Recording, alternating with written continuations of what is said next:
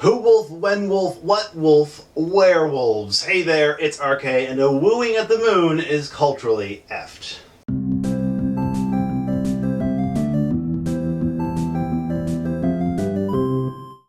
Don't you just hate it when you go to a convention and your cosplay is on point, but security confiscates your weapon props? Hi, Rusty here. This week's Culturally Effed is made possible with the support of Disgruntled Veteran Productions. These guns are guaranteed to exceed convention safety requirements, so your cosplay will remain complete for your entire weekend. When you place your order, make sure to tell them that Rusty from Culturally Effed sent you, so that you can receive a free Culturally Effed coloring book with your order. Buy now and finish that awesome cosplay, and make sure you have all your props for all those awesome photos you're gonna take. Guns. Why wolves? Well, amongst furries, wolves are the most popular species choice for personas, next only to an ambiguous hybrid category, which we have already talked about in this episode of Culturally Effed. What wolves? Well, wolves are a broad category of canines that currently live in these parts of the world, but historically, their natural habitat expanded into all of these regions, and in many cases are currently endangered or extinct due to overhunting and the loss of their habitat. We live in close proximity to the ancestors of wolves: Canis familiaris, mutts, puppers, doggos, hounds, fidos, fleabags, mongrels, pooches, and man's best friend. In prehistoric times, it's believed that wolves followed early man due to the amount of waste our ancestors were leaving behind. Once early humans were seduced by those big old pupper eyes, we quickly learned to domesticate and select for the qualities most friendly and useful to humans. Wolves were already very good hunters and communicators. You don't need a lot of words to communicate while silently stalking prey. Wolves also have similar child-rearing strategies as humans, raising dependents from a young age. It's believed by some scholars that by domesticating wolves into dogs, it gave our ancestors the competitive edge over Neanderthals and the other hominids that populated the earth, and taught us animal husbandry and selective breeding. When wolves evolved over the last 800,000 years, but experienced a die-off 20,000 years ago during the last ice age. The remaining population would carry their traits into modern wolves and dogs we know today. It's estimated that about 14,000 years ago is when modern humans started to domesticate wolves in modern Siberia. In medieval times, they were associated with witchcraft and the devil, partly for being so clever. We sure love the devil here on this show. In the 12th century, monastic monks were often attributed to being wolves, private, greedy, but in their own tight-knit social groups. There's the story of Isengrom, a wolf monk who attempted to use religion of the stomach to reconcile his appetite for sheep with monastic law. With the help of Renard the Fox, they matched wits with the local peasants until their demise at the hands of a clan of swine. Isengrom became a common name for wolves in myths and became a noble figure in the Renard cycle, which we will talk about in a later episode of Culturally Effed. A major wolf hunt took place in the 15th century France after a series of wolf attacks on young children. The beast responsible was rumored to be as big as 2 men, a real dire wolf. The French military at the time was even enlisted by King Louis to assist the farmers in hunting down all the local wolves. It was such a sensation. Accusations of werewolfism or lycanthropy were let loose by the more superstitious. Accusations that resulted in the very real trial and execution of innocent people.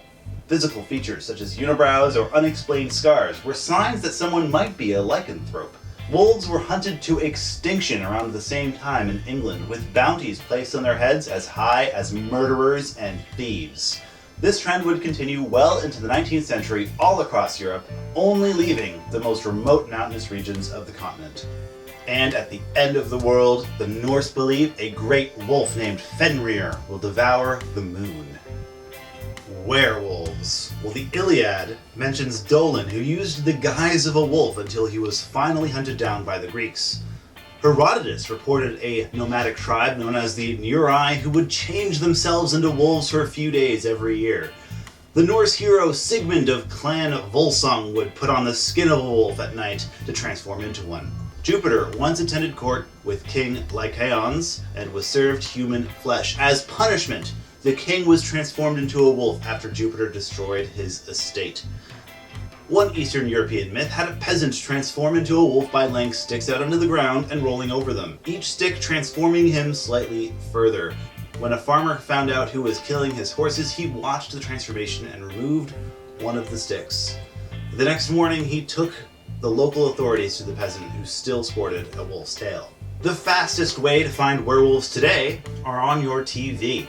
Film and television have revitalized the lycanthrope myth, and now a fantasy show feels incomplete without one of our furry brethren. Who wolves?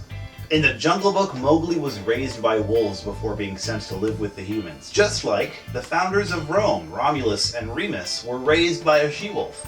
Some versions of the myth hint that they have transformed from wolves, and on the 15th of February every year, my birthday, the festival of Lupercalia was celebrated in the wolf's honor on Palatine Hill, near the cave believed to be where Romulus and Remus were raised. Different traits are said to be wolf-like. Natural, balanced, family-oriented, stoic, a predator, a killer. In the Bible, wolves are identified with invading armies or with the greedy and corrupt Hebrews. Saint Francis is said to have tamed a wolf named Gubbio, who accompanied him on his missionary journey.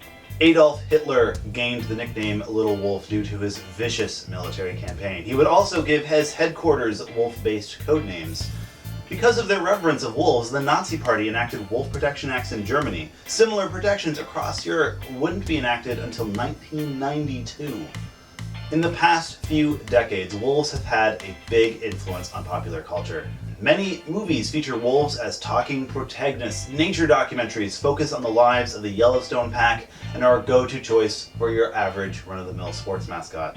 Or there's the impressively popular novel White Fang for the more feral, and a great handful of other bestsellers from the perspective of wolves. Of course, there's also a spider pilot Wolf O'Donnell, or Hanna-Barbera's Hokey Wolf or Gabu from One Stormy Night. The Russian Looney Tunes spoof Nu Zayat Pogadi. Main character is Volk, who chases after Zayat to do something with them. It's never quite clear what Volk's intentions are, or if he wants to eat Zayat or just capture them. Zayat's gender isn't even clear. Anyway, check it out, it's all on YouTube.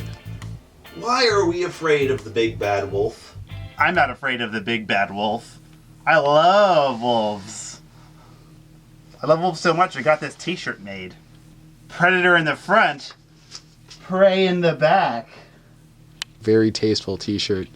From Peter and the Wolf, The Boy Who Cried Wolf, and The Three Little Pigs, wolves in these tales are often remembered as the villain, representing anything from sexual predators to cannibals. Mother Goose from the 17th century had one of the earliest versions of Red Riding Hood put to print. Wolves may lurk in every guise, handsome they may be, and kind.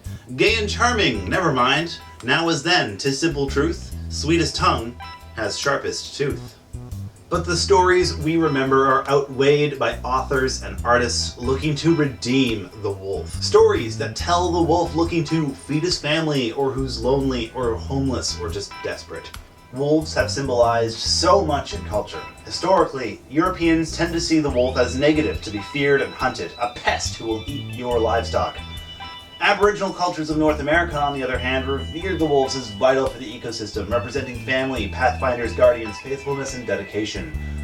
Amongst us furries, people who have a wolf as their persona are stereotyped as arrogant and expect to be treated as alpha dogs or leaders. In the past 100 years, wolves have gone from being hunted to the brink of extinction to being representatives of the fragile ecosystem that humans take for granted.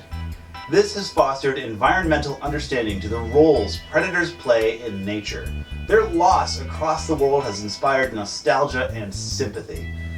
In the past, more agriculture-based society, we couldn't get rid of wolves fast enough. Now we know they play an important role in the wild. So let us know in the comments why you're a wolf, or who your favorite wolf is. What do wolves represent to you? I have been your host, RK, and as always, thanks for Wahoo! If you haven't yet seen Rusty's announcement, check out our music video playlist, constantly being updated and growing. Next week, the installment will be 3 videos about the Little Red Riding Hood myth. Hi, I'm Rusty Shacklefur, and just for $1 a day, you too can support Tauntaun sanctuaries and stop the illegal Tauntaun trade. No Tauntauns were hurt in this episode of Culturally Effed, but if they were hurt by one of these people. You should send angry tweets at them at Culturally Effed, or subscribe to us on Patreon and help us save the life of a precious tauntaun.